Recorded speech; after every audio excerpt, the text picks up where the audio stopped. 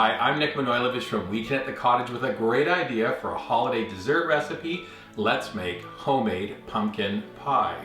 We're gonna start by making a really tender, flaky pie crust. When that pie crust is chilling, we're gonna roast off a sweet sugar pumpkin. Yep, this whole recipe is from scratch.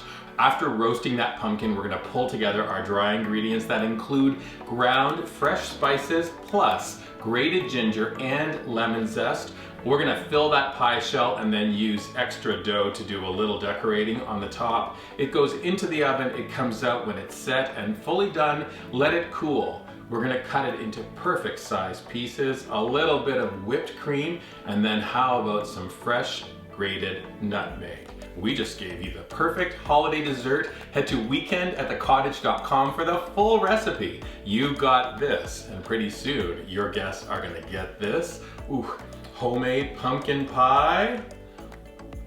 Oh, delicious. Happy holidays, everybody. Beautiful. Yeah.